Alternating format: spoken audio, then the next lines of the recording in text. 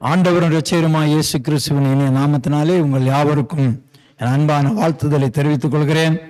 இந்த யூடியூப் மூலமாக ஆண்டவருடைய வசனத்தை கேட்கிற உங்களையும் நான் வாழ்த்துகிறேன். ஆண்டவராகிய தேவன் தாமே உங்களை அதிகமாக ஆசீர்வதிப்பாராக. இந்த நாளிலும் கூட சற்று நேரம் சிந்தனைக்காக நாம் எடுத்துக்கொண்ட செய்தியினுடைய தலைப்பு அடைக்கல பட்டணம். என்ன பட்டணம்? அடைக்கல பட்டணம் என்கிறதான ஒரு தலைப்பின்களை நாம் பார்க்கலாம். என்னாகமம் புத்தகம் 35ஆம் அதிகாரம் 6ஆம் வசனத்திலிருந்து நாம் வாசிக்கலாம். நீங்கள் லேவியருக்கு கொடுக்கும் பட்டணங்களை அடைக்கலத்துக்காக 6 பட்டணங்கள் இருக்க வேண்டும். கொலை செய்தவன் அங்கே தப்பி ஓடி போகிறதற்கு அவைகளை குறிக்க கடவீர்கள். அவைகளை லேவியருக்கு கொடுக்கும் பட்டணங்களில் அடைக்கலத்துக்காக 6 பட்டணங்கள் இருக்க வேண்டும். கொலை செய்தவன் அங்கே தப்பி ஓடி போகிறதற்கு அவைகளை குறிக்க கடவீர்கள். அவைகளை அல்லாமல் 42 பட்டணங்களை அவர்களுக்கு கொடுக்க வேண்டும். அப்படியாக 42 பட்டணங்களை அவர்களுக்கு கொடுக்க வேண்டும் என்று சொல்லப்பட்டிருக்கிறது.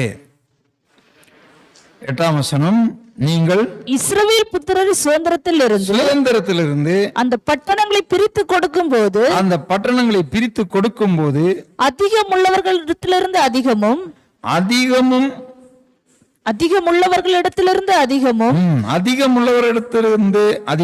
கொஞ்சம் கொஞ்சமும் பிரித்து கொடுக்க வேண்டும். அவரவர் சுதந்திரித்துக் கொண்ட சுதந்திரத்தின்படியே தங்கள் பட்டணங்களில் லேவியருக்கு கொடுக்க கடவர்கள் என்றார். பிரியமானவர்களே, ஆண்டவராகிய தேவன் மோசேயின் மூலமாக ஜனங்களை வழிநடத்தி கொண்டு வருகிறார். இப்பொழுது ஒவ்வொரு கோத்திரத்துக்கும் பட்டணங்களை பிரித்து கொடுக்கிறார்கள். அப்படி பிரித்து கொடுக்கும் போது அதுல ஒரு பகுதி அடைக்கல பட்டணமாக அதை பிரித்து வைக்க வேண்டும் என்று சொல்லப்பட்டிருக்கிறது. அந்த அடைக்கல பட்டணத்திலே பார்த்தீர்களானால், தொடர்ந்து அதை வாசிப்போமானால் 11ஆம் வசனம் வாசிக்கலாம். கைப்பிசகாய் ஒருவனை கொன்று போட்டவன் ஓடி போய் இருக்கத்தக்க அடைக்கல பட்டணங்களாக சில பட்டணங்களை குறிக்க கடவீர்கள். கொலை செய்தவன் நியாய சபையிலே நியாயம் விசாரிக்கப்படும் முன் சாகாமல், நியாயம் விசாரிக்கப்படுகிறவன் நியாய சபையிலே நியாயம் விசாரிக்கப்படும் முன் சாகாமல், பழி வாங்குகிறவன் கைக்கு தப்பி போகும்படிக்கு அவைகள் உங்களுக்கு அடைக்கல வேண்டும். அதாவது பாத்தீங்கன்னா, கை பிசகாக வேண்டும் என்றல்ல, நல்லா கவனிக்கணும். நீங்க என்ன பண்றீங்க? ஒரு கல்லை தூக்கி ஒருவேளை ஒரு காக்காயை விரட்டுவதற்கோ இல்லாட்டால் ஒரு கழுகை விரட்டுகிறதற்கோ ஒரு கல்லை தூக்கி எறியறீங்க. அது தவறு எங்க போயிடுச்சு? யார் மேல பட்டு செத்துட்டாங்கன்னு வைங்களேன். அதை செத்துட்டால் இவன் கொலைகாரன் அல்ல, இது தெரியாமல் என்ன ஆயிட்டது, பட்டு விட்டது. அதுபோலதான் அப்படி கொலை செய்தவன் என்ன பண்ணிடுவாங்க? ஒருவேளை அவன் ஒரு விறகை வெட்டுகிறான், மரத்தை ஓங்கி, கோடாரி ஆனது சில்பாய் என்ன ஆகி போச்சு, இல்லை கத்தி ஆனது சில்பாய் ஒருத்த மேல பட்டுச்சு, அவன் செத்துட்டான். இப்போ உடனே என்ன பண்ணுவாங்க? அந்த யாரு செத்தாங்களோ அவங்க குடும்பத்தார் சும்மா இருப்பாங்களா? பார்த்தீங்கன்னா அவனை என்ன பண்ணிடுவாங்க? போய் அவனை கொலை பண்ண போயிடுவாங்க. அப்படிப்பட்ட ஆள் என்ன பண்ணணுமா? நியாய சபையிலே நியாயம் விசாரித்து யார் பேர்ல தப்பு இருக்கிறது என்று அறியும் வரை அந்த அடைக்கல பட்டணத்துக்குள்ளால ஓடிடணும். அவன் அடைக்கல பட்டணத்துக்குள்ளால போயிட்டாலே யாருமே அங்க போய் அவனை என்ன பண்ணக்கூடாது? கொலை பண்ணக்கூடாது. புரிகிறதா? இப்போ நீங்கள் வாகனம் ஓட்டிட்டு போனீங்கன்னா கூட எவனாவது வந்து நம்ம வாகனத்தில் விழுவான். அவனுக்கு அடிபட்டுன்னா யார் அடிப்பாங்க? நம்ம ஒரு தவறும் பண்ணியிருக்க மாட்டோம். வண்டி ஓட்டிட்டு போனவங்கள தான் என்ன பண்ணுவாங்க? அடிப்பாங்க. பைக்கில் போறவன் நம்ம கார்ல வந்து விழுந்தா கார்காரன் தான் அடிப்பாங்க. சைக்கிளில் போறவன் பைக்கில் வந்து விழுந்தா யார் அடிப்பாங்க? ஆமா, தப்பு பண்ணனவா இருந்தாலும் அதுபோல ஒரு காரியம் நடக்குமானால் இவனை ஓடி போய் எங்க போயிடணும்? அடைக்கல பட்டணத்துக்குள்ளார போயிடணும். அதுக்கு பிறகு நியாயம் விசாரிப்பாங்க. நியாயம் விசாரித்து அவன் ஒருவேளை நியாயப்படி அவன் தவறு செய்திருந்தாலும் அதற்குடைய தண்டனை அந்த நாட்களில் இருந்ததான ஆமா நியாயாதிபதிகள் ஆண்டோர் ஏற்படுத்தி இருக்கிற மக்கள் என்ன பண்ணுவாங்க? தண்டனை கொடுப்பாங்க. அதுவரையிலும் அவனை ஒன்றும் செய்யக்கூடாது. அதுபோல இன்றைக்கு அந்த வழக்கங்கள் இருக்கிறது நம்ம நாட்டில். எப்படி இருக்கு? ஒருத்தன் ஒரு தவறே பண்ணிட்டான், அடிச்சிட்டான், கொலை பண்ணிட்டான், அவனை என்ன பண்ணிடுறாங்கன்னா உடனடியாக அவனை நீதிமன்ற காவலில் வைக்கிறாங்க. புரிகிறதா உங்களுக்கு? அவனை விட்டு வைக்க மாட்டாங்க. அவன் பேரில் கேஸை போட்டுட்டு அவன் நடமாட விட மாட்டாங்க. அவனை உடனே கொண்டு போய் 15 நாள் 20 நாள் ரிமாண்டில் வச்சு அவனை பாதுகாப்பாங்க. பாதுகாத்துட்டு அவனை வெளியே எடுத்து என்ன பண்ணுறாங்க? அவனுக்கு நியாயம் விசாரிப்பாங்க. அதுக்கப்புறம் தான் தண்டனை வழங்குவாங்க. அப்போ அந்த காலத்திலேயே அந்த அடைக்கல பட்டணம் என்று இருந்திருக்கிறது. யோசுவாவின் காலத்திலும் கூட அந்த அடைக்கல பட்டணங்கள் இருந்தது. யோசுவாவின் புஸ்தகம் 20ஆம் அதிகாரத்திலே பார்க்கும்போது அங்கே சொல்லப்பட்டிருக்கிறோம். வாசிக்கலாம், 1லேருந்து வாசிக்கலாம். கர்த்தர் யோசுவாவை நோக்கி நீ இஸ்ரவேல் புத்திரரோட சொல்ல வேண்டியது என்னவென்றால், அறியாமல் கைப்பிசகாய் ஒருவனை கொண்டவன் ஓடி போய் இருக்கும்படி நான் மோசே கொண்டு உங்களுக்கு கற்பித்த அடைக்கல பட்டணங்களை உங்களுக்கு ஏற்படுத்தி கொள்ளுங்கள். அவைகள் உங்களுக்கு இரத்த பழி வாங்குகிறவருடைய கைக்கு தப்பி போய் இருக்கத்தக்க அடைக்கலமாய் இருக்கும். அவைகள் உங்களுக்கு இரத்த பழி வாங்குறவனுடைய கைக்கு தப்பி போகத்தக்கதாக அடைக்கலமாக இருக்கும். அந்த பட்டணத்தில் ஓடி வருகிறவன் பட்டணத்தின் ஒலிமுக வாசலில் நின்று கொண்டு அந்த பட்டணத்தினுடைய மூப்பரின் செவிகள் கேட்க தன் காரியத்தை சொல்லுவானாக. அப்பொழுது அவர்கள் அவனை தங்களிடத்தில் பட்டணத்துக்குள்ளே சேர்த்துக்கொண்டு தங்களோட குடியிருக்க அவனுக்கு இடம் கொடுக்க கடவர்கள். தங்களோட குடியிருக்க அவனுக்கு இடம் கொடுக்க கடவர்கள். பழி வாங்குகிறவன் அவனை தொடர்ந்து வந்தால் அவன் பிறனை முற்பகையின்றி அறியாமல்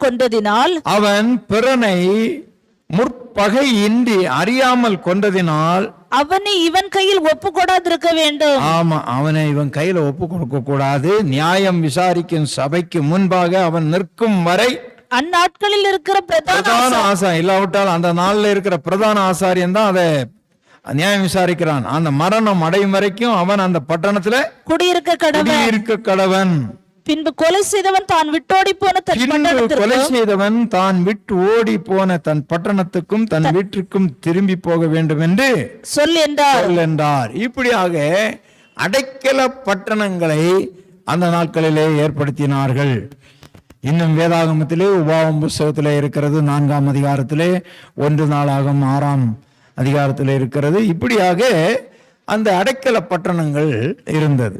கவனமா இருக்க வேண்டும். அப்போ கொலை செய்தவனோ குற்றம் செய்தவனோ ஒருவேளை அவன் காரணம் இல்லாமல் முன்பகை இல்லாமல் குற்றமில்லாமல் கைப்பிசகாக ஒருவேளை அவன் செய்து விட்டால் அவன் தப்பி ஓடி எங்க போய் வந்துடணும்? அடைக்கல பட்டணத்துக்குள்ளாக போய்விடணும். 2 சாமுவேலின் புஸ்தகம் 3ஆம் அதிகாரம், 2 சாமுவேலின் புஸ்தகம் 3ஆம் அதிகாரம் 32-33 வசனங்களை வாசிக்கலாம். 2 சாமுவேல் 3:32-33. அவர்கள் அப்னேரை எப்ரோனிலே அடக்கம்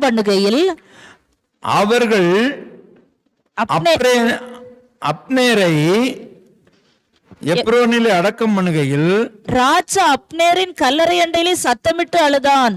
ராஜா அப்னேரின் கல்லறையில் சத்தமிட்டு அழுதான். சகல ஜனங்களும் அழுதார்கள். ராஜா அப்னேருக்காக புலம்பி ராஜா அப்னேருக்காக புலம்பி மதி கெட்டவன் சாகிறது போல மதிகட்டவன் சாகிறது போல அப்னேர் செத்து போனானோ, போனானே. உன் கைகள் கட்டப்படவும் இல்லை, உன் கால்களில் உன் விலங்கு கால்களில் போடப்படவும் இல்லை, விலங்கு போடப்படவும் இல்லை, துஷ்டர் கையில் மடிகிறது போல மடிந்தாயே கையிலே என்றான். மடிகிறது போல மடிந்தாயே என்றான். அப்பொழுது ஜனங்கள் எல்லாரும் பின்னும் அதிகமாய் அவனுக்காக அழுதார்கள். இங்க ஒரு கதை நடந்தது. என்ன என்றால், இந்த அப்னேர் என்று சொல்லுகிறவன் ஒரு படை தளபதி. அவன் முதலாவது சவுலுக்கு படை தளபதியாக அவன் செயல்பட்டான். அப்னேர் சவுல் மரித்த பிறகு அந்த அப்னேர் ராஜாவுக்கு உண்மை உள்ளவனாய் இருந்தபடினாலே தாவீதுக்கு படைத்தலைவனாக அவன் இருந்தான். ஒரு சூழ்நிலையிலே ஒரு பிரச்சனை வந்துவிட்டது. இப்பொழுது 26ஆம் வசனத்தில் நாம் பார்க்கும்போது 26ஆம் வசனம், யோவாப் தாவீதை விட்டு புறப்பட்ட உடனே அவன் அப்னேரை தாவீதுக்கு அவன் தெரியாமல் அப்னேரை தாவீதுக்கு தெரியாமல் கூட்டிக் கொண்டு வரும்படி ஆட்களை அனுப்பினான். அவர்கள் சீரா என்னும் அவர்கள் சீரா என்னும் துறவு மட்டும் போய் அவனை அழைத்துக் கொண்டு வந்தார்கள். அப்னேர் எப்ரோனுக்கு திரும்பி வருகிற போது யோவாப் அவனோட ரகசியமாய் பேச போகிறவன் போல பேசி அவனை ஒலிமுக வாசலின் நடுவே ஒரு பக்கமாய் அழைத்து கொண்டு போய் தன் தம்பி ஆசகேலுடைய இரத்த பழியை வாங்க அங்கே அவனை வயிற்றிலே குத்தி கொண்டு போட்டான். இந்த என்ன கதை நடந்தது? இந்த அப்னேர் இந்த ஆசகேலை கொண்டு விட்டான். அது பிரச்சனை, யுத்தம், அது கொல்ல வேண்டிய அவசியமா இருந்தது, கொண்டு விட்டான். இந்த இரத்த பழியை யோவாப் என்ன பண்ணான்? எப்படியாவது இந்த இரத்த பழியை அப்னேரை வாங்க வேண்டும் என்று சொல்லி இந்த அப்னேரை ரகசியமாக அவன் அழைத்து கொண்டு வந்தான். இந்த எப்ரோன் ஒரு அடைக்கல பட்டணம். நான் அங்கே சொன்னால அந்த அடைக்கல பட்டணத்துக்கு ஓடி போகும்போது அவன் ஒலிமுக வாசல்ல நின்று, நான் இப்படி தப்பு பண்ணிட்டு தவறு நடந்து விட்டது, என்னை கொல்ல பார்க்கிறாள்னு சொல்லிவிட்டு அவன் என்ன பண்ணணும்? போனோம், அங்கே அவனுக்கு அடைக்கலம் கொடுக்கணும். இப்பொழுது இவன் அப்படியாக அந்த ஒலிமுக வாசல்ல வரும் பொழுது என்ன பண்ணி விட்டான்? இந்த யோவாப் அவனை ரகசியமாக அழைத்து அவனை என்ன பண்ணிவிட்டான்? அந்த ஒலிமுக வாசல்ல கொண்டு போகாதபடி என்ன சொல்லப்பட்டிருக்கிற 27, அப்னேர் எப்ரோனுக்கு திரும்பி வருகிற போது யோவாப் அவனோட ரகசியமாய் பேசுகிறவன் போல பேசி அவனை ஒலிமுக வாசல் நடுவிலே ஒரு பக்கமாய் அழைத்து கொண்டு போய் தன் தம்பியை ஆசகேலுடைய இரத்த பழியை வாங்க அங்கே அவனை வயிற்றிலே குத்தி போட்டான். தாவீது அதை கேட்ட பொழுது, நேரின் குமாரனாகிய அப்னேரின் இரத்தத்திற்காக என் மேலும் என் ராஜ்யத்தின் மேலும் கர்த்தருக்கு முன்பாக என்றென்றைக்கும் பழி இல்லை, அது யோவாபினுடைய தலையின் மேலும் அவன் தகப்பன் குடும்பத்தின் மேலும் சுமந்திருப்பதாக என்று சொல்லி அங்கே சொல்கிறார். நன்றாய் கவனிக்க வேண்டும். இப்பொழுது தாவீது அழும்போது என்ன சொல்லி அழுகிறான்? 32ஆம் வசனம், அவர்கள் அப்னேரை எப்ரோனிலே அடக்கம் பண்ணினார்களாம். ராஜா அப்னேரின் கல்லறையிலே சத்தமிட்டு அழுதான், சகல ஜனங்களும் அழுதார்கள். ராஜா அப்னேருக்கு புலம்பி, மதிகட்டவன் சாகிறது போல அப்னேர் செத்தானே என்று சொன்னான். காரணம் என்ன? அப்னேரே, நீ எங்க இருக்கிறாய்? நீ எப்ரோன் அடைக்கலப்பட்டணும், அந்த எப்ரோன் ஒலிவ வாசல்ல வரைக்கும் போயிட்டியே, நீ பட்டுன்னு எங்க போயிருக்கணும்? எப்ரோனுக்குள்ளால போயிருக்க வேண்டியது அல்லவா? நீ அந்த யோவாப் தந்திரமாக கூப்பிட்டு ஓரமா கொண்டு போன போல போயிட்டியே, நீ மதிகேடன் எப்படி செத்தது போல புலம்பி மதிகட்டவன் சாகிறது போல செத்துட்டியப்பா, உனக்கு மதிகட்டவனா போயிட்டியே, உனக்கு தருணம் இருந்தது எங்க போறதுக்கு? அடைக்கல பட்டணத்துக்குள்ளாக போறதுக்கு தருணம் இருந்தது. ஆனால் நீ என்ன ஆகிட்ட? நீ அந்த அடைக்கல பட்டணத்துக்குள்ளால போகாம தந்திரமாய் கூப்பிட்டவனும் கூட போய் டைம் வேஸ்ட் பண்ணிட்டே அப்படின்னு சொல்லி தாவீது அழுகிறதை பார்க்கிறோம். பிரியமானே, இது எதை குறிக்கிறது என்று சொன்னால், நம்முடைய வாழ்க்கையிலும் கூட நாம் ஒரு குற்றமும் செய்யாமல் இருக்கும்போது சத்ரு என்ன பண்ணுவான் என்றால், நம்மை எப்படி ஆகிலும் பகைத்து நம்மை அழித்து விட வேண்டும் என்று சொல்லி அவன் கங்கணம் கட்டுவான். இந்த கால நேரங்களிலே நாம் மிகுந்த ஜாக்கிரதை உள்ளவர்களாக இருக்க வேண்டும். பிசாசின் தந்திரங்களை நாம் அறிந்து கொள்ள வேண்டும். நமக்கு ஒரு அடைக்கல பட்டணம் இருக்கிறது. அந்த அடைக்கல பட்டணத்துக்குள்ளாக நாம் போயிடணும். புரிகிறதா உங்களுக்கு? அடைக்கல பட்டணத்துக்குள்ளாக போயிருக்கணும். அப்போ நமக்கு யார் அந்த அடைக்கல பட்டணம் என்றால், உபாகமம் 33 அதிகாரம் 27 வசனத்தை வாசிக்கலாம். உபாகமம் 33:27.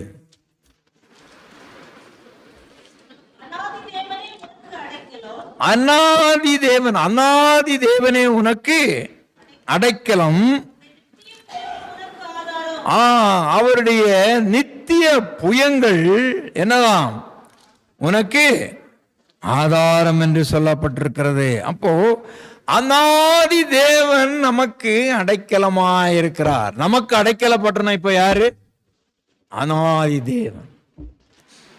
புரிகிறதா உங்களுக்கு? அந்த அநாதி தேவனுக்குள்ளாக நாம் இருக்க வேண்டும். நமக்கு துன்பங்கள் போராட்டங்களை பிசாசானவன் கொண்டு வருவான். அவன் தந்திரசாலி.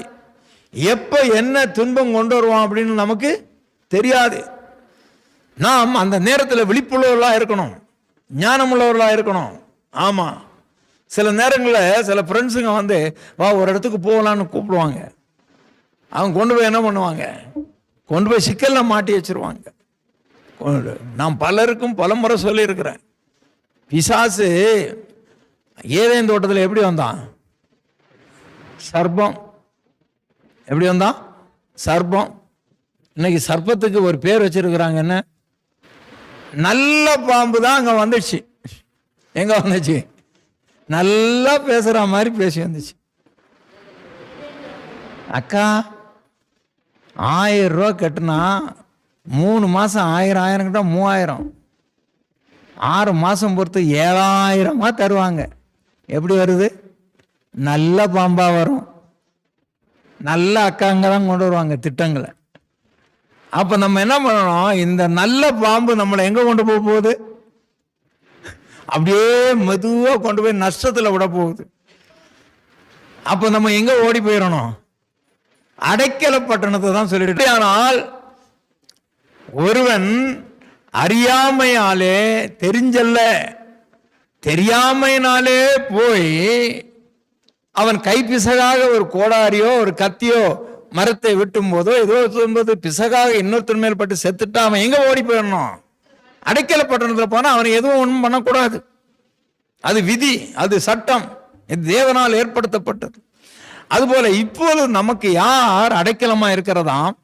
அநாதி தேவன். அப்படின்னு சொன்னா என்னன்னா, அநாதி என்று சொல்லும் போது ஆதி. இந்த வானமும் பூமியும் உண்டாவதற்கு முன்பதாகவே நம்முடைய தேவன் அநாதியா இருக்கிறார். அவர் ஆதியிலே அவர் இருக்கிறார். ஆமா, அகர முதல எழுத்தெல்லாம் ஆதி பகவன் முதற்றே உலகம் என்று சொல்லப்பட்டிருக்கிறது. எனவே அந்த ஆதி பகவன் முதற்றே உலகு, அகர முகதல எழுத்தெல்லாம் அப்படின்னு சொன்னா அந்த எழுத்து எப்படி இருந்துதான்? அதனாலதான் வேதம் சொல்லுகிறது ஆதியிலே வார்த்தை இருந்தது. அந்த வார்த்தை அது தேவனாய் இருந்தது. அந்த தேவன், அநாதியிலே இருந்த தேவன் நமக்கு எப்படி இருக்கிறாராம்? அடைக்கலமாக இருக்கிறாராம். நல்லா கவனிக்கணும். பாதியில வந்த தெய்வம் எல்லாம் நம்ம தெய்வம். ஆமா, ஆனா நம்முடைய ஆண்டவர் எப்போது இருந்திருக்கிறார்? அநாதி தேவனா இருக்கிறார். அநாதி தேவன். அந்த தேவன் அவர் நமக்கு அடைக்கலமா இருக்கிறாராம். சங்கீதம் 18:2 வாசியுங்கள். அநாதி தேவன். இங்க என்ன வாசித்தோம்? வருதலோட வாசித்துக்கிடுங்க. அநாதி தேவன் உனக்கு அடைக்கலம், அவருடைய நித்திய புயங்கள் உனக்கு ஆதாரம். அவர் உனக்கு முன்னின்று சத்துருக்களை துரத்தி அவர்களை அழித்து போடு என்று கட்டளையிடுவார். இப்போ இந்த அனாதி தேவன் எப்படி உனக்கு அடைக்கலமா இருக்கிறாராம். சங்கீதம் 18:2 வாசியுங்கள். கர்த்தர் என் கன்மலையும் என் கோட்டையும் என் இரட்சகரும் என் தேவனும் நான் நம்பியிருக்கிற என் துர்கமும் என் கேடகமும் என் இரட்சணிய கொம்பும். இங்க எப்படி இருக்கிறாராம்? நம்ம உயர்ந்த அடைக்கலமாக இருக்கிறாராம். ஹையஸ்ட் பிளேஸ் அது ஆண்டோடைய சமூகம். உயர்ந்த அடைக்கலம், உயர்ந்த அடைக்கலம் பிரியமானே. எனவேதான் நான் சொல்வேன், மனபாரங்களோடு இருக்கிற மக்கள், வருத்தத்தோடு இருக்கிற மக்கள் என்ன செய்ய வேண்டும்? ஆண்டோர் சமூகத்தில் கூட்டிட்டு வாங்க. இதுதான் அவங்களுக்கு அடைக்கலப்படணும். ஆமா, இந்த இடம் தான் என்னது? அடைக்கலப்படணும். உங்க கொண்டு வாங்க. ஆண்டவர் அவளை ஆசீர்வதிப்பார், அவளை ரட்சிப்பார், அவளுக்கு விடுதலை தருவார், கண்ணீரை துடைப்பார். நாம் ஜெபிக்க ஜெபிக்க ஜெபிக்க நிச்சயமாக ஆண்டவர் அற்புதங்களை செய்கிற தெய்வமாக இருக்கிறார். எனவே நம்முடைய ஆண்டவர் உயர்ந்த அடைக்கலமாக இருக்கிறார். அநேக வசனங்கள் உண்டு, ஆனால் ஒரு சில வசனங்களை 21 வாசிக்கலாம். 21. ஆபத்து காலத்திலே கர்த்தர், ஆமா, ஆபத்து காலம். அங்கே யார் ஆபத்து காலத்திலே அந்த ஒலிமுக வாசல்ல இருந்தான், எப்ரோன் அடைக்கல பட்டணத்துக்கு போகாமல் செத்து போனான். யார் அது? அப்பனேர் என்ன பண்ணான்? அடைக்கல பட்டணத்துக்கு ஒரு 2 ஸ்டெப் வச்சிருந்தான்னா எங்க போயிருக்கலாம்? அடைக்கல பட்டணத்துக்குள்ளால போயிருக்கலாம். அதனாலதான் தாவீது அவனுக்கு புலம்பல் பாடும்போது என்ன சொன்னான்? அப்பனேரே, மதிகட்டவன் செத்தது போல செத்துட்டியாப்பா, பக்கத்துல தானே இருந்தது, போயிடக்கூடாதா அப்படின்னு சொல்லி. அன்பு தெய்வ பிள்ளைகளே, நாம் கவனமாக இருக்க வேண்டும். ஆண்டவராகிய தேவன் நமக்கு அடைக்கலமாக இருக்கிறார். 31:2 வாசிங்க. சங்கீதம் 31:2. உமது செவியை எனக்கு சாய்த்து சீக்கிரமா என்னை தப்புவியும். நீர் எனக்கு பலத்த துருகமும் அடைக்கலமான அரணுமாயிரும். இங்க என்ன அவர் என்ன சொல்றாரு? ஒரு முறை கூட அதை வாசிங்க பாருங்க. ஒரு முறை கூட வாசிங்க. உங்களுக்கு ஒரு ஆபத்து வருதுன்னு வைங்களேன், உங்களுக்கு ஒரு பிரச்சனை வருது, நீங்க ஆண்டவரை நோக்கி கூப்பிடணும். அவர் என்ன சொல்றாரு? இது ஒரு அவசரமான ஜெபம் போல தெரிகிறதாங்க. என்ன சொல்றாரு? வாசிங்க. உமது செவியை எனக்கு சாய்த்து சீக்கிரமா என்னை தப்புவியும். நீர் எனக்கு பலத்த துர்கமும் இரும் என்று சொல்லி தாவீது அங்கே ஜெபிக்கிறதை நாம் பார்க்கிறோம் பிரியமானவர்களே. எனவே அன்பு தெய்வ பிள்ளைகளே, ஆண்டவர் நமக்கு சீக்கிரமாய் வந்து உதவி செய்கிற தெய்வம். அவர் அடைக்கல பட்டணமா இருக்கிறார். துரிதமாக வந்து செயல்படுவார். வேற யாரும் வரமாட்டாங்க. ஆம்புலன்ஸே வர்றதுக்கு என்ன ஆயிரும்? லேட் ஆகும். ஆனா ஆண்டவர் லேட் ஆக மாட்டார். அவர் உடனடியாக வருகிறார். அவர் உடனடியாக வருவார். ஆபத்தில் நானே அவனோடு இருந்து அவனை தப்புவித்து அவனை உயர்ந்த அடைக்கலத்தில் வைப்பேன்னு சொல்ற ஆண்டவர். எனவே நாம் எந்த சூழ்நிலை நமக்கு வந்தாலும், எந்த ஆபத்தான சூழ்நிலையோ, எந்த பயமான சூழ்நிலையோ, திடுக்கிட சூழ்நிலை, யாரை கூப்பிடுங்க? ஏசப்பாவை கூப்பிடுங்க. ஏசப்பாவை கூப்பிடுங்க. அவர் அடைக்கல பட்டணம். ஒரு காரியத்தை உங்களுக்கு நான் சொல்லுகிறேன். சில நேரங்கள் நம்ம ஏசப்பாவை கூப்பிடுறது கிடையாது. ஒரு முறை நான்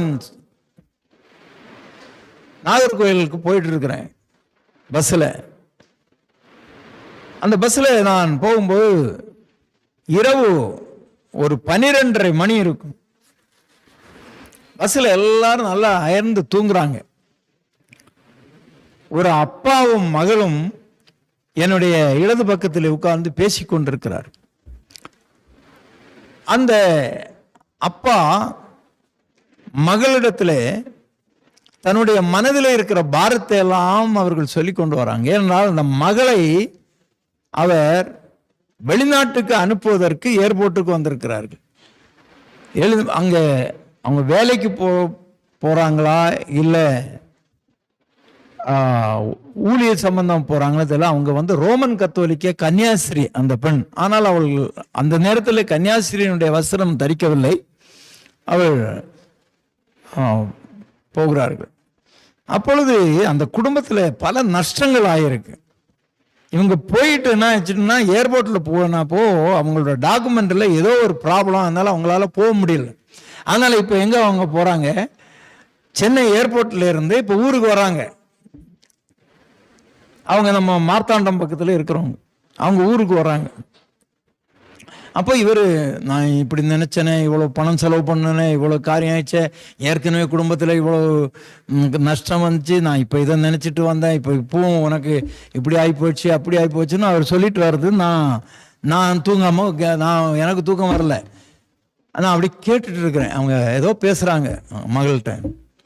கொஞ்சம் நேரத்துக்குள்ளாக பிரியமானே அந்த மனிதனுக்கு அப்படியே தலை சாய்ந்து விட்டது. தலை சாய்ந்த அந்த பெண் உடனே தலையை தாங்கி அப்பா அப்பா அப்பா அப்பா என்று கதறார். இவர் அப்படியே மயங்கிட்டு, இவர் அட்டாக் வந்துடுச்சு. அந்த மன பாரம், மன வேதனையில் அவருக்கு என்ன ஆயிடுச்சு, அட்டாக் வந்துடுச்சு. எல்லாரும் அந்த பெண் உடனே அப்பா அப்பா அப்பான்னு கதறாங்க. நான் இதெல்லாம் கவனிச்சுட்டு இருந்தேன். உடனே நான் என்ன பண்ணினேன், நான் எழுந்து டிரைவர் ஒருத்தருக்கு உடம்பு முடியல, நீங்கள் இம்மீடியட்டாக பக்கத்தில் ஏதாவது ஒரு ஹாஸ்பிட்டல் இருந்தால் நாங்கள் நிறுத்துங்கன்னு சொல்லிட்டு அந்த மனுஷன் சாய்ஞ்சு விழுந்துட்டார், சீட்லேருந்து கீழே விழுந்துட்டார். நான் உடனே என்னை அறியாமலே ஏசப்பா இறங்கும், இயேசுவே இறங்கும், இந்த மனிதருக்குள்ளாக இந்த உயிர் திரும்ப வரட்டும் அப்பா, ஏசப்பா உதவி செய்யும், ஏசப்பா ஏசப்பான்னு கதறேன் என்ன அறியாமல். உடனே அவர் வேகமாக, உடனே பஸ்ஸில் இருந்தவங்க எல்லாம் எழுப்பிட்டாங்க. அவர் வேகமாக வித்தின் 2 minutes 3 minutes ஹாஸ்பிட்டலும் பக்கத்தில் இருந்திருக்கு. அந்த டிரைவருக்கு தெரிந்து உடனடியாக அவர் அந்த ஹாஸ்பிட்டல் ஓரமாக பஸ்ஸை நிறுத்தி உடனடியாக அந்த இருந்தவர்கள் எல்லாரும் 2-3 பேர் அவரை தூக்கி, ஏன்னா எனக்கு கால் உடைஞ்ச கால், அதுக்கு ரொம்ப வருஷத்துக்கு முன்னால், அப்போ இன்னும் எனக்கு பாதிப்பாக இருந்தது கால், என்னால் தூக்க முடியல. ஒன்று ஆட்கள் எல்லாம் தூக்கி அவரை வேகமாக ஹாஸ்பிட்டலுக்கு கொண்டு போனாங்க. நான் உட்கார்ந்த, ஆண்டவரே அந்த மகள் அந்த தகப்பன் என்ன வேதனையில் இருந்து இப்படி ஆகிட்டாரே அப்படின்னு சொல்லிட்டு ஆண்டவரே அவருக்கு இறங்கும் அப்படின்னு. அப்படி ஹாஸ்பிட்டலில் அந்த பிள்ளை அந்த தகப்பனாரை கொண்டு போய்விட்டு உடனடியாக அங்கேருந்து ஆள் வர்றாங்க. என்னன்னா அவரை அட்மிட் பண்ணி தான் பார்க்கணும், நீங்கள் என்ன பண்ணுங்க, நீங்கள் பஸ்ஸை எடுத்துகிட்டு போயிடலாம், அதனால அவங்களுடைய சூட்கேஸ் அவங்களுடைய ஜாமானெல்லாம் வண்டியில் இருக்காத இறக்கிருங்கன்னு சொல்லிட்டு இறக்கி கொண்டு போறாங்க. அவர் நடந்து வர்றாரு இல்லையா, சொல்லலாமா? அவங்க இறக்கி கொண்டு போறதுக்குள்ளால அவர் என்ன பண்றாரு, நடந்து வர்றாரு.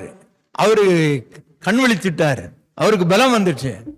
பரவாயில்ல நான் இப்படியே போயிடுறேன். அவங்க சொன்னாங்களே இல்லை அட்மிட் ஆகினா இருங்க, இல்லை நான் போறேன் அப்படின்னு பஸ்ஸில் வந்து ஏறிட்டார். அதன் பிறகு காலமே பஸ்ஸை விட்டு இறங்கின உடனே அந்த தகப்பனார் ஓடி வந்து என்னை கட்டி பிடித்து, தம்பி நீங்கள் யாருன்னே எனக்கு தெரியாது, ஆனால் ஏசப்பான்னு கத்துனீங்களே, இந்த ஏசப்பா தான் எனக்கு உயிர் கொடுத்தார். அப்படி தான் நான் கேட்டேன், என்ன நடந்தது, நீங்கள் ஏதோ பேசிட்டு வந்தீங்க. இல்லை, இது என்னுடைய மகள் கன்னியாஸ்திரியாக அவள் வெளிநாடு போக வேண்டும், பல பிரச்சனைகள் எனக்கு, அதில் கடைசியில் இது ஏமாற்றம் அடைந்து விட்டதே என்ற ஒரு வருத்தத்தில் வந்தேன். என்ன அறியாமலே எனக்கு இப்படி ஒரு அட்டாக் வந்து விட்டதுன்னு சொல்லி, ஆனால் ஆண்டவராய் தெய்வம் காப்பாற்றினார். எனவே நான் ஏன் இதை சொல்கிறேன் என்றால், நமக்கு ஆபத்துகள் தீமைகள் வரும்பொழுது யாரை கூப்பிடணும், ஏசப்பா. அவர் ஓடி வந்து என்ன பண்ணுவார், நமக்கு உதவி செய்கிற தெய்வம். அவர் அடைக்கல பட்டணமாக இருக்கிறார். அவர் அடைக்கல பட்டணம் அல்லையா, சொல்லலாமா? அவர் நம்மை உயர்ந்த அடைக்கலத்திலே அவர் வைக்கிற தெய்வம். ஆமென். 37-39 வாசிங்க. 37-39 சங்கீதம். நீதிமான்களுடைய ரட்சிப்பு கர்த்தரால் வரும், இக்கட்டு காலத்திலே அவரே அவர்களுக்கு அடைக்கலமாயிருப்பாராம். இக்கட்டு காலம், இக்கட்டு ஒரு பெரிய சிக்கல், என்ன பண்றேன்னு தெரியல, எல்லாரும் கைவிட்டுருவாங்க, சொந்த பந்தங்க கைவிட்டுருவாங்க, பண தேவைகள் இருக்கும், எல்லாம் கைவிட்டுருவாங்க. ஆனால் என் ஆண்டவரை நோக்கி கூப்பிடுங்க, அவர் கைவிடவே மாட்டார். அல்லேலூயா, சொல்லலாமா? அவர் கைவிடவே மாட்டார்.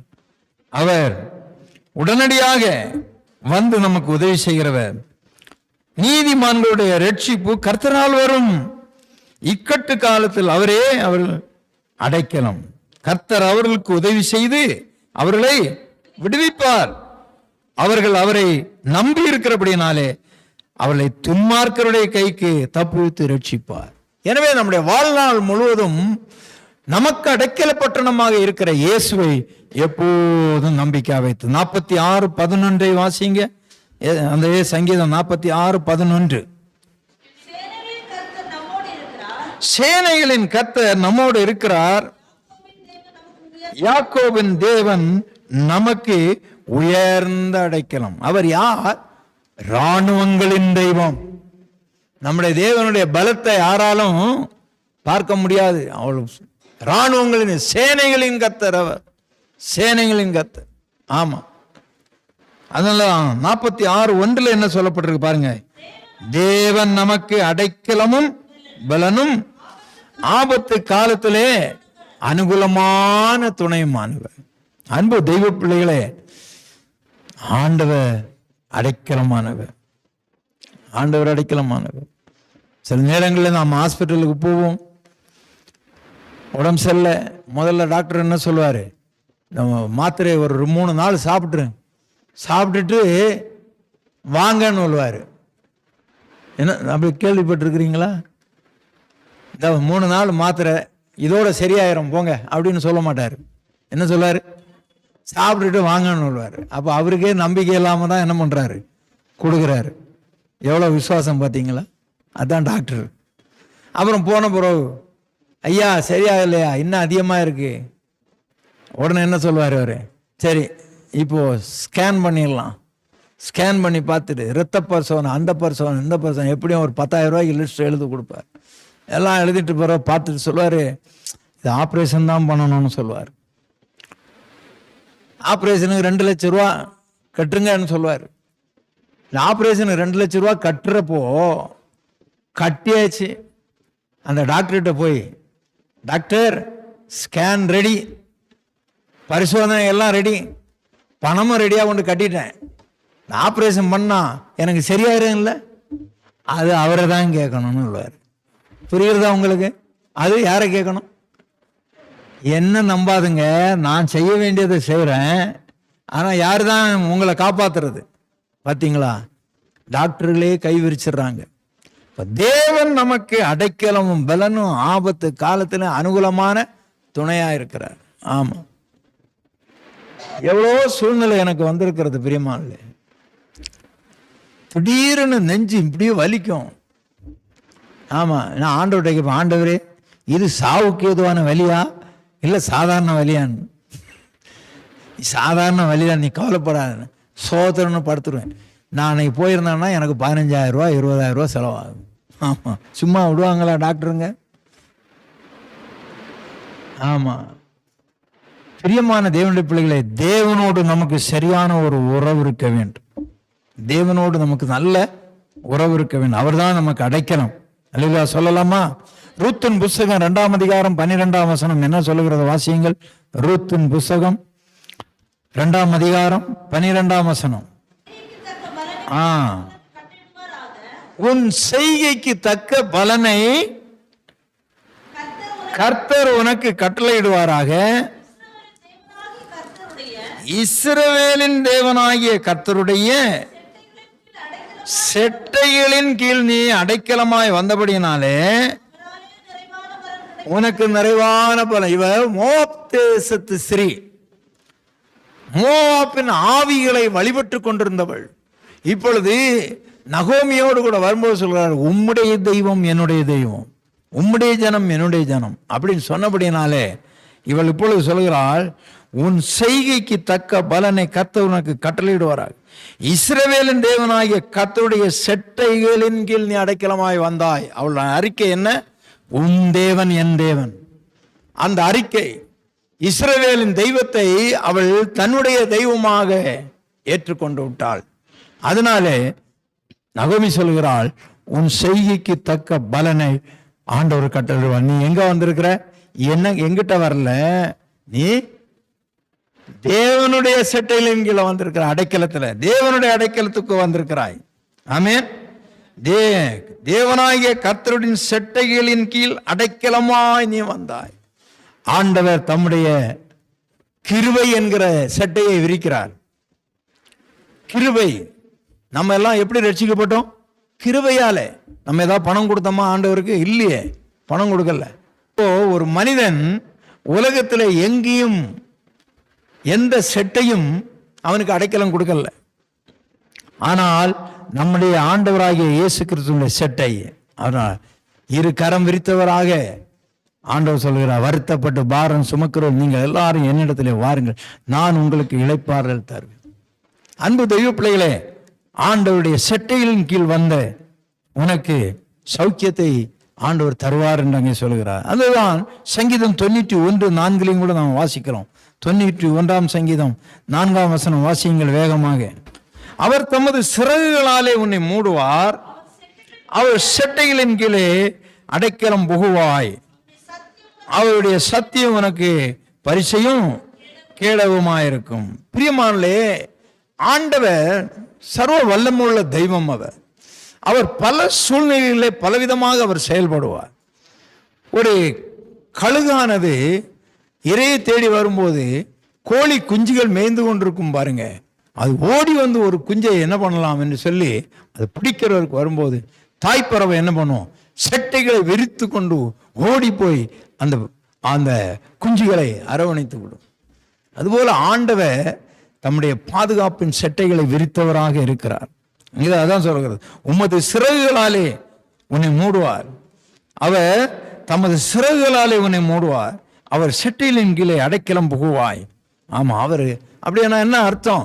அந்த குஞ்சு, அந்த தாய்ப்பறவை சிறகை விரிக்கும் போது அந்த குஞ்சு எங்க வந்துடணும்? ஓடி வந்து அந்த தாய்கிட்ட வந்துடணும். நீ என்ன கூப்பிடுறது, நான் என்ன வர்றது, வேற எங்கேயா போயிடுச்சுன்னா என்ன பண்ணிடும்? பருந்து தூக்கிட்டு போயிடும். ஆமா, ஓடி அந்த. அதுபோல நாமும் கூட ஆண்டவர் செட்டைகளை விரித்தவராக இருக்கிறார். இருகரம் விரித்து ஆண்டவர் அழைக்கிறார். நாம் உடனடியாக வந்துவிட வேண்டும். பிரியமான அநேகர் அப்படி கிடையாது, உடனே வரமாட்டாங்க. ஆமா, மந்திரக்காரன்ட்ட கொண்டு போய் ஒரு 5000 ரூபா செலவு பண்ணுவாங்க, சூனியக்காரன்ட்ட கொண்டு போய் ஒரு 2000 செலவு பண்ணுவாங்க, ஒரு தாயத்தை கட்டுவாங்க, கருப்பு கயிறை கட்டுவாங்க, எல்லாம் கட்டி முடிச்சுக்கிட்டு தான் இங்கே ஒருத்தர் கையை விரிச்சிட்டு இருக்கிறாராமா இயேசுநாதர், அவர்கிட்ட போகணும்னு வருவாங்க. நிறைய பேர் பார்த்தீங்கன்னா தெரியும், முதல்ல வரமாட்டாங்க. அங்கங்கேயா போய் எல்லாத்தையும் செலவு பண்ணிட்டு என்னென்ன பண்ணிட்டு கடைசியில் ஆண்டவரே ஏசப்பா, நான் கும்பிட்ட சாமியெல்லாம் என்ன கைவிட்டு விட்டுச்சப்பா, நீ கைவிடாதீங்கப்பா அப்படின்னு அவர் முதல்ல செட்டைகளை விரித்துட்டு இருக்கிறார். வாங்க வாங்க வாங்கன்னு சொல்லி. எனவே அன்பு தெய்வ பிள்ளைகளே, நாம் மிகுந்த கவனம் உள்ளவர்களாக நாம் காணப்பட வேண்டும். ஏசாயா 25:4 வாசிக்கலாம். ஏசாயாவின் புத்தகம் 25:4 வாசியுங்கள். பார்த்தீர்களா, அங்க ஒரு பெயர் ஆபத்து. கொடூரமானவர்களுடைய சீரல், மதிலை மோதி அடிக்கிற பெரு வெள்ளத்தை போல் இருக்கையில் நீ ஏழைக்கு பலனும் நெருக்கப்படுகிற எளியவனுக்கு திடனும் பெரு வெள்ளத்துக்கு தப்பும் அடைக்கலமும். பார்த்தீங்களா? அப்படியானால் இங்க என்னென்ன இருக்கிறது பாருங்க. கொடூரமானவர்களுடைய சீரல். ஆமா, நிறைய பேர் கொடுமைக்காரனுங்களா இருக்கிறாங்க. நம்ம நல்லா இருக்கிறது அவங்களுக்கு என்ன பிடிக்கல. கொடூரமானவருடைய சீரல் எப்படி இருக்குதான்? மதிலை மோதி அடிக்கிற பெரு வெள்ளம் போல இருக்கிறதாம். ஆமா, ஆனால் அது பயங்கர சீற்றத்தோடு இருப்பாங்க, எரிச்சலோடு. ஆனால் ஆண்டவர் எப்படி இருக்கிறாராம்? ஏழைக்கு பலனும் நெருக்கப்படுகிற எளியவனுக்கு திடனும் பெருவெள்ளத்துக்கு தப்பும் அடைக்கலமும் வெயிலுக்கு ஒதுங்கும் நிழலுமா இருக்கிறாராம். ஆமென். ஆண்டவர் எவ்வளவு நல்லவராக இருக்கிறார் பார்த்தீர்களா? எனவே ஆண்டவரை விட்டு நாம் எந்த காரியத்தினாலும் விலகி போகவே கூடாது. 62 சங்கீதம் 7 வசனம் வாசிங்க. 62:7 சங்கீதம். என் ரட்சிப்பும் என் மகிமையும், என் ரட்சிப்பும் என் மகிமையும் யார் இடத்துல இருக்கிறதா? தேவனிடத்தில் இருக்கிறது. பலனாகிய என் கண்மலையும் என் அடைக்கலமும் தேவனுக்குள் இருக்கிறது. ஏன் நான் அங்கேயும் இங்கேயுமாய் நான் ஒவ்வொரு இடங்களிலும் கருத்துகள் வித்தியாசமா இருக்கிறது. என் ரட்சிப்பும் என் மகிமையும். அநேக நேரங்களிலே நமக்கு பாடுகள் உபத்திரவங்கள் வரும் பொழுது நாம் கூனி குறுகி போய் விடுறோம்.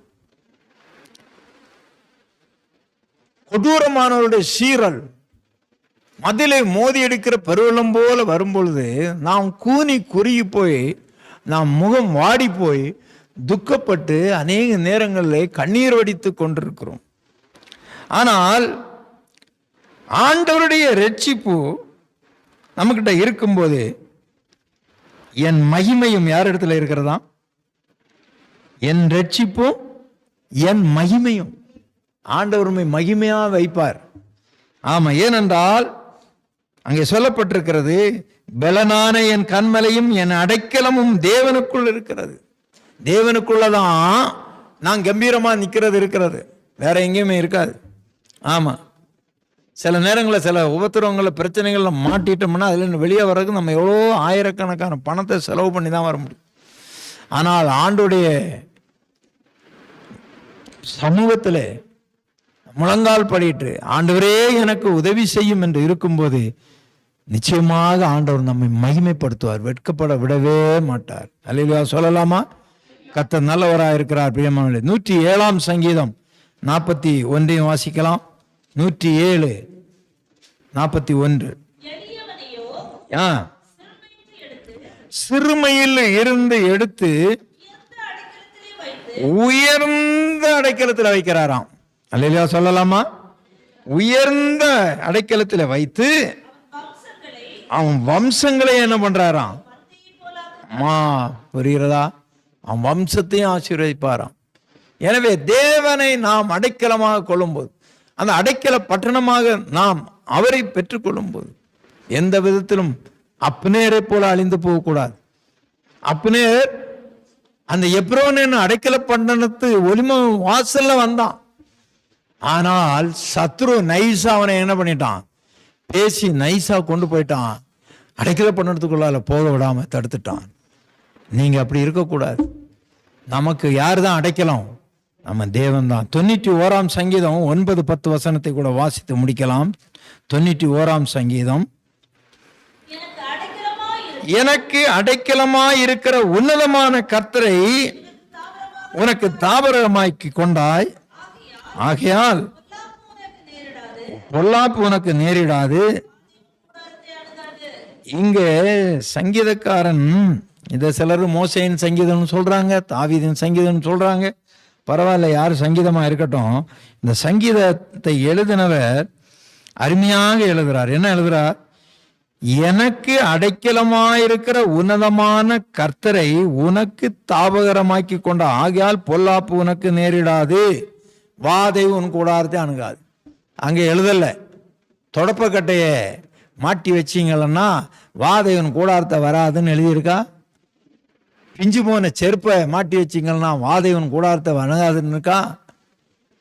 இல்லை ஒரு ஸ்டிக்கரை கொண்டு வாதை உன் கூடாரத்தை அணுகாது ஸ்டிக்கரை கொண்டு ஒட்டி வச்சுட்டா இப்போ நம்ம என்ன பண்ணலாம்? வீட்டுக்குள்ளால போய் ஸ்டிக்கர் எங்கே இருக்கு? கேட்டில் இருக்கு ஸ்டிக்கர், வாதை உன் கூடாரத்தை. இப்போ நம்ம உள்ளால போய் உட்காந்துட்டு நம்ம பாட்டுக்கு சினிமா பார்க்கலாம், பாட்டை கேட்டுட்டு நம்ம கால் மேலே காலை போட்டுட்டு சினிமாவை பார்த்துட்டு உட்காந்துட்டு இருந்தா பாதை வர்றதுக்கு கேட்டு வழி தான் வரணும்னு இல்லை, அது எப்படி வேணா வரும்.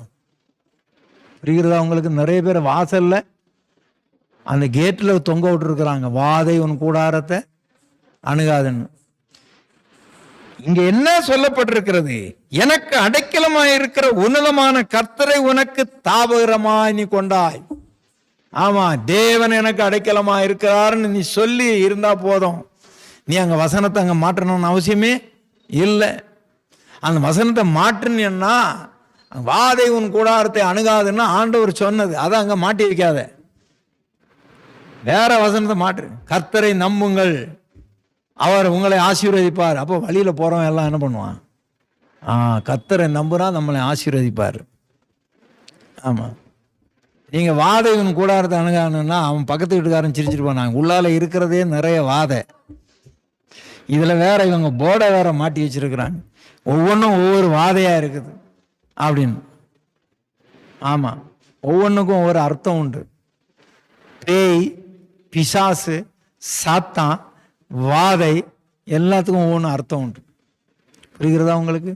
வாதை அழிவை கொண்டு வருகிறது, நாச மோசத்தை கொண்டு வருகிறது வாதை. ஆமா, பக்கத்து வீட்டுக்காரங்களோடு ஐக்கியமா இருக்கிறது இல்லை, சண்டை, அவங்க நாசமா போனோம். அது யாருக்கு வேலை? அது வாதைக்கு வேலை தாங்க. வாதை தான் என்ன, அழிவை உண்டாக்குறது. நம்ம உள்ளால இருந்துக்கிட்டு பக்கத்து வீட்டுக்காரன் அவன் நாசமா போனான், நம்ம யாரா இருக்கிறோம் இப்போ? வாதை. இப்போ போர்டு என்ன இருக்கு? வாதை உன் கூடாரத்தை போறவங்க எல்லாம் நிறைய வாதை உள்ளால இருக்கு போல இருக்கு. அதனால இவங்க ஸ்டிக்கரை ஒட்டி வச்சிருக்கிறாங்க. அது ஒட்டாதுங்க. ஆமா, அதை ஒட்டணும்னு நீங்க நினைக்கிறீங்க, அப்படி இல்லை, அப்படி கிடையாது. என் வீட்டு சோரில் வந்து பாருங்க, எல்லாம் எப்படிப்பட்ட, உன் தகப்பனும் தாயும் உன்னை கைவிட்டாலும் கர்த்தர் கைவிட மாட்டார், உன்னை வாலாக்காமல் தலையாக்க கீழாமல் மேலாக்கும், கர்த்தரை நம்புகிறவன் செழிப்பான், இயேசு ஒருபோதும் கைவிட மாட்டார், Jesus never fails அப்படின்னு அப்படி எழுதுங்க. நீங்க வாதை கூட இருக்கானுங்க, நீங்க பயந்து போய் உட்கார்ந்து இருக்கிறீங்க. வாதையை கண்டு நமக்கு எதுக்கு பயம்?